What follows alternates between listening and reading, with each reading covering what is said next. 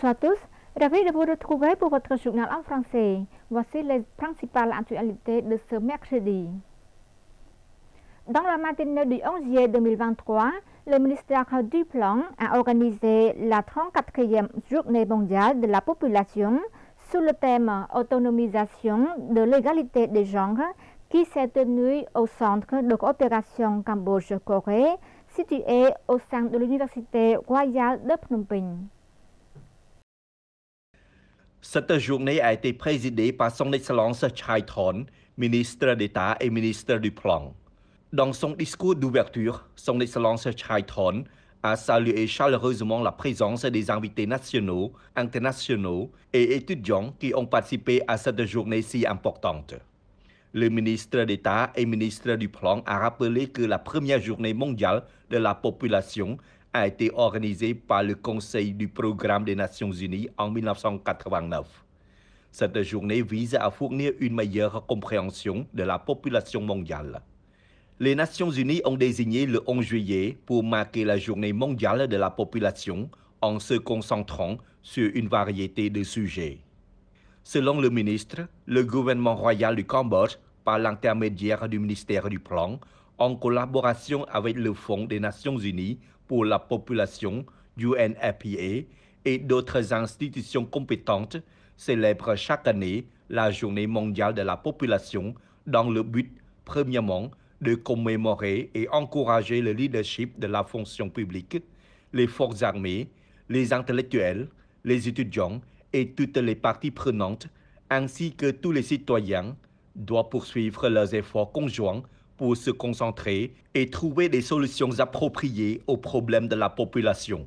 Et deuxièmement, pour montrer au public la haute attention du chef du gouvernement royal au bien-être et aux moyens de substance du peuple à travers le message de félicitations de Samdech Akek Moha Senapati Techo Hun Sen, Premier ministre du Royaume du Cambodge. Veuillez noter que cette journée vise à sensibiliser le public aux préoccupations liées à la croissance démographique et aux questions de la population et de développement, et à considérer la population comme un moyen de développement et comme un objectif ultime du développement. La journée a également souligné la nécessité de promouvoir l'égalité des sexes, d'aider à réaliser les rêves de 8 milliards de populations en écoutant les voix des femmes et des filles et d'autres personnes défavorisées, et en introduisant des lois et des politiques qui leur permettent d'exercer leurs droits et leurs choix.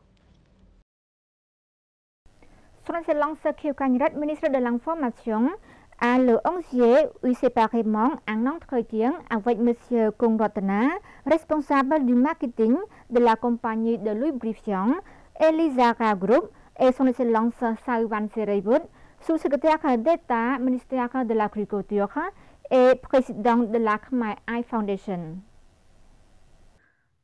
Lors d'une visite de courtoisie à son Excellence Khieu Khanh Rat, ministre de l'Information, le matin du 11 juillet 2023, M.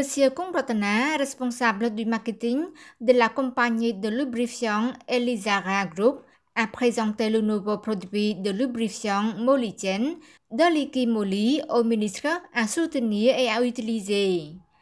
À noter que Elizara Group est une entreprise qui importe et distribue lubrifiant Liqui Moly ainsi que d'autres produits de lubrifiant de qualité en provenance d'Allemagne. Elizara Group est présent au Cambodge depuis plus d'une décennie, gagnant le soutien ainsi que l'appréciation de la qualité des utilisateurs. Son Excellence Khieu Khanh Rat a exprimé son soutien au nouveau produit de lubrifiant Molygen et a souhaité au Elizara Group du succès dans les affaires. Dans la matinée du même jour, son Excellence le ministre Khieu Khanh Rat a rencontré son Excellence Saïwan Sereywood, sous-secrétaire d'État du ministère de l'Agriculture et président de la Khmer Eye Foundation. À cette occasion, son Excellence le président de la Fondation a fait part des résultats des activités de l'équipe de médecins qui ont traité gratuitement les cataractes et dérision aux populations du district de Kosutan, province de Kampong Cham, le 23 juin 2023. Il a informé que Khmer Eye Foundation a été créée depuis plus de 10 ans dans le but de réduire l'obscurité du peuple cambodgien en général, indépendamment des tendances politiques et religieuses. Selon son excellence Saiwan Seraywood, l'équipe de médecins de Khmer Science Foundation International iMission arrivera au Cambodge en septembre 2023 pour fournir des soins oculaires aux habitants de Kosutan, de la province de Kampong Cham. Son excellence Datina, ministre de l'Agriculture, des Forêts et de la Pêche, et des responsables du ministère ont visité Farmhouse, une ferme agricole située dans le village de Sraisa, commune de Tabangpur, district de Samaki Mienchai, province de Kampong Cham. Au cours de sa mission, son excellence Datina a visité l'inspection et étudié la culture de légumes dans le filet, l'éclosion et l'élevage de poulets, l'éclosion et l'élevage de poissons et le laboratoire. Par la même occasion, le ministre a également visité d'inspection le bâtiment, l'atelier et les équipements du jardin d'enfants de l'ONG Smiling Gecko.